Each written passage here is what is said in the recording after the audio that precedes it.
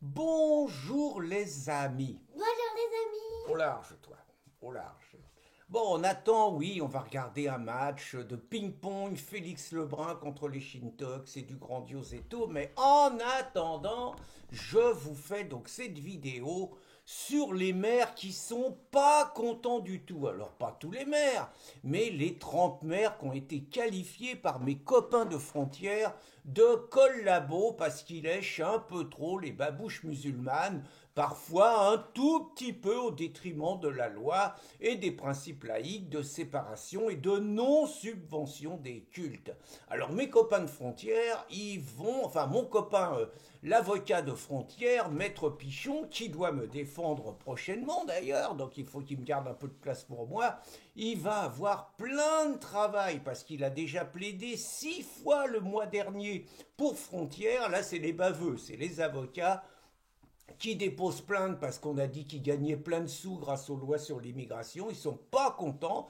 Et maintenant, c'est les maires. Parmi les 30 maires collabos qui ont été désignés, alors qu'il y en a quelques-uns qui ont été oubliés, bon, faut bien faire des choix, mais qu'on oublie Piolle quand même, qu'on oublie Doucet quand même, quoi. Mais bon, en tout cas, les 30 qui ont été désignés comme collabos de l'islam, ils sont pas contents du tout.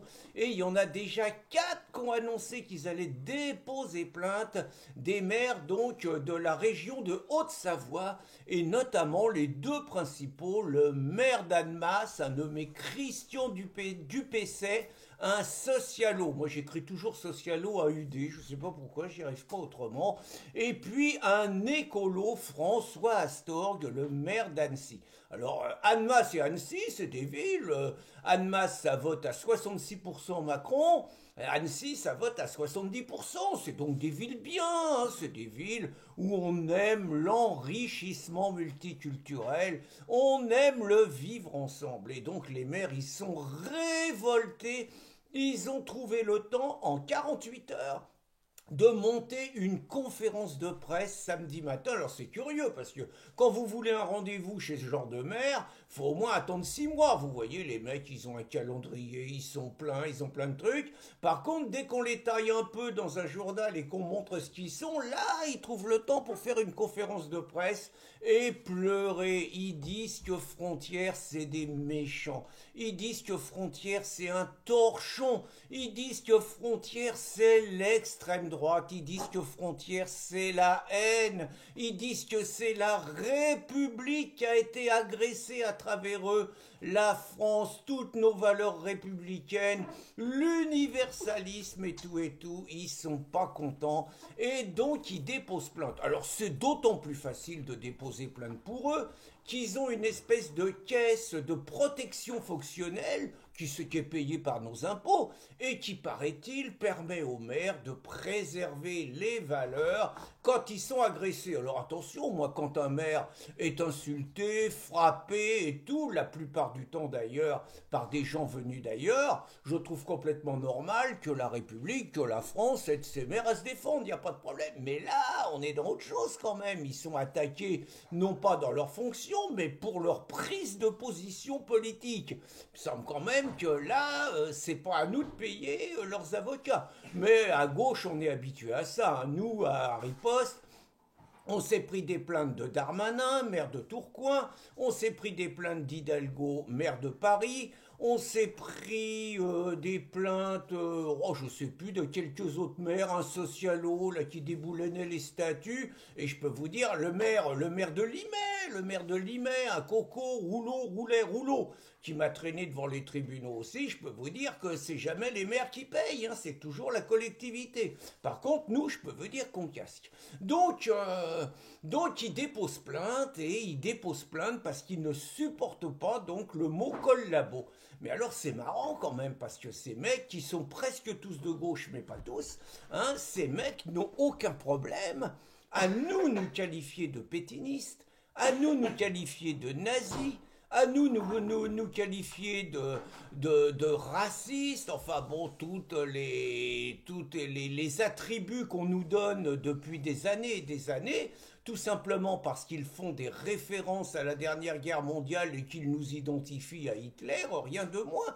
Mais par contre, quand on les prend à leur propre jeu et quand on fait nous aussi des références à la dernière guerre mondiale et notamment au terme de collabo, là, ceux que nous appelons les lécheurs de babouche n'acceptent pas. Et pourquoi ils n'acceptent pas?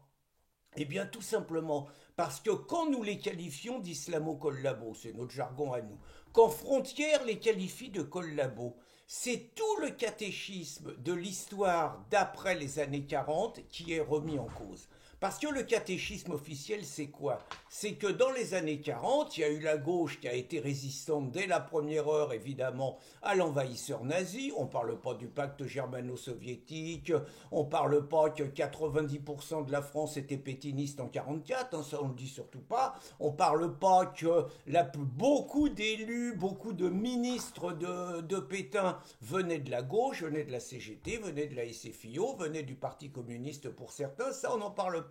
Donc on présente guillemets l'extrême droite en oubliant de dire que c'était des gens de l'Action française qui étaient à côté de Gaulle en 1940 à Londres, hein, et pas beaucoup de gens de gauche. Ça on n'en parle pas, et donc on présente la gauche comme le camp de la résistance, et évidemment ce qu'on appelle l'extrême droite dans le cas de la collaboration. Et nous partons du principe que qu'est-ce que c'est qu'un collabo? Un collabo, dans la définition officielle, un collabo, c'est quelqu'un qui aide un envahisseur qui s'est imposé par la force sur votre territoire et qui, au lieu de défendre le pays contre l'envahisseur, collabore avec lui. C'est ça la définition.